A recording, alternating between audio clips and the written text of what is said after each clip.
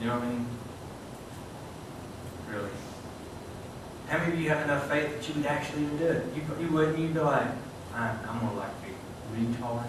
What if you walked up to a mountain and said, mountain move? And that joker said, what's up? You know what I'm saying? Whenever Moses was taking the children of Israel out of Egypt, he walked up to the Red Sea and God said, stick your rod out over it and I'm going to part this sucker. If he didn't have faith in God, if he did not have complete trust in God, if he didn't have no doubt whatsoever in his mind who God was, do you think he would have stuck the rod out? No. He just sat there. And guess what would have happened? They never went anywhere. You know what? If Moses had been willing and had enough faith, just like I just led Ashley down these stairs and around. I know that seems a little frivolous and petty, but it makes great sense in what God's trying to do. God's trying to lead us somewhere, but we don't have faith enough in Him to go where He's leading us. Because you know what? It's not the cool thing to do. I can't go party if I do this. I can't go do these kinds of things. I can't say this. I can't look at this. I can't watch that. It's not cool to look to follow anybody anymore. The whole movement now is being agnostic, which basically is it's not atheist. They believe in God or gods. They believe they exist. But they just have no reason whatsoever to follow any of them. We've become that kind of, Christians have become that. We believe in God, but we act and live as if there is none. Pastor by the name of Craig Rochelle has this whole series on practical atheists. He says the church as a whole, or pastors, he spoke at a conference I was at, and he's talking strictly to pastors, and he's like, guys, we have become practical atheists. We stand up and our mouths say the words, but our actions don't live up to it. In other words, we speak that God exists, but we live as though He doesn't. So we're practical atheists. We've become practical agnostics. We believe in God. We know He exists. We acknowledge that fact, but we don't have faith. We do not have complete and total faith in God. But you got to have it. When you're hungry, when you're starving to death, what have you got to have? You've got to have something to eat. Was Dustin starving to death? No, but he was hungry. He wanted that hot dog. He told me he wanted, he told me he walked in, he was hungry. So I said, I'm going to give you a hot dog.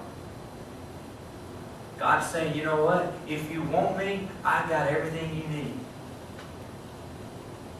If you want it. That's the thing. You got to want it. You got to have the faith. You got to have the heart that says, God, whatever you got, whatever you need, whatever you have, I want it, I want it, I want it.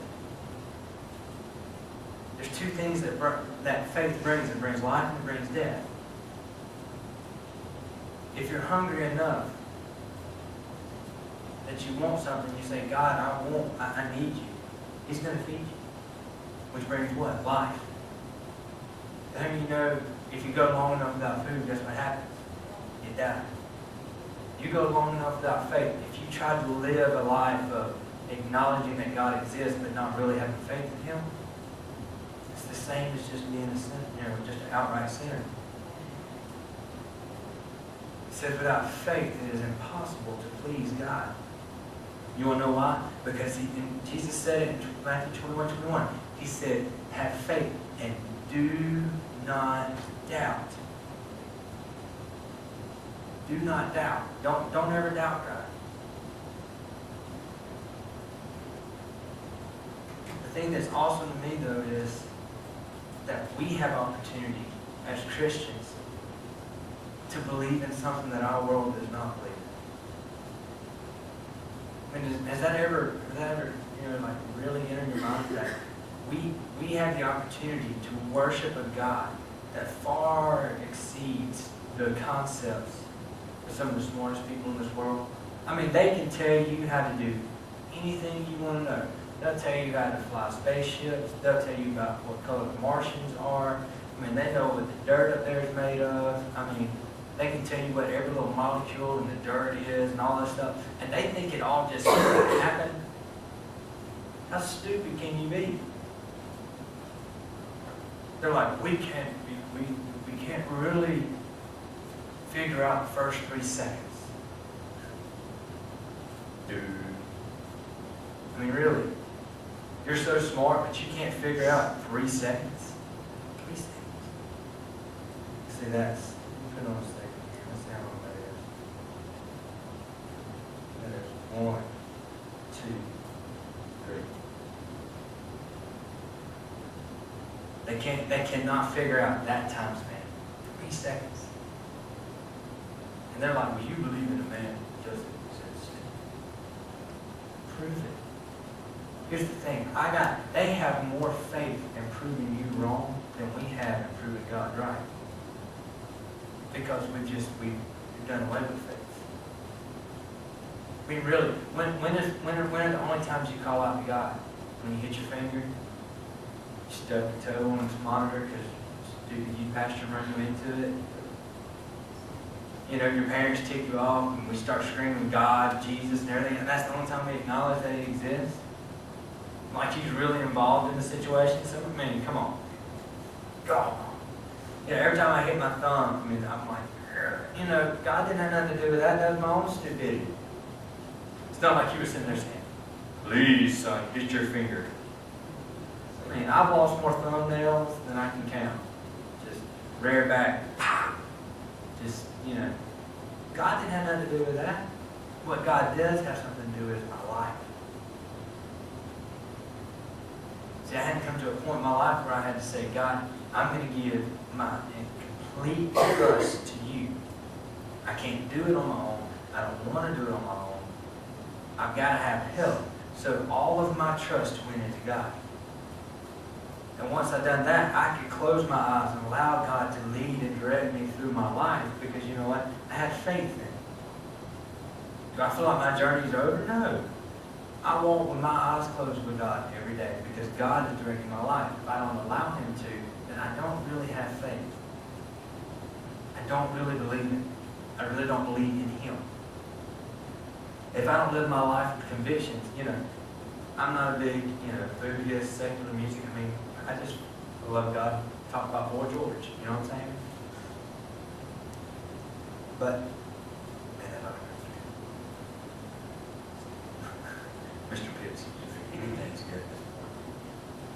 But I'm not a big Buddhist or secular music. But there's some stuff I just can't listen to. I can't. It just don't, I mean, it just gets under my skin. It grabs my craw and I just can't stand it. That stupid song, I Kissed a Girl and I Liked It, sung by a girl, that bothers me beyond all end. I mean, you know her name, you probably listen to her. But I mean, really, we listen to things like that and we think that's enough. We watch things on TV, you know, Candace and I really do not watch rated R movies. We don't. I mean, I just can't do it. And there's a certain point on a PG-13 that I'm through. Cussing to me sometimes, you know, certain words just sound like pure ignorance. If you can't expand your vocabulary, shut up. But I mean, I really just cannot. I can't do it. It's not because I'm holier than anybody else. I'm not better than anybody else. It's conviction. You know why? Because when I was your age, I cussed all the time. I want to say it, I said it. Went and prayed by the flagpole, led everybody in Bible study. I mean, really, I've told that story. I was a retard, man. Stupid. Done some crazy junk. Hypocrite.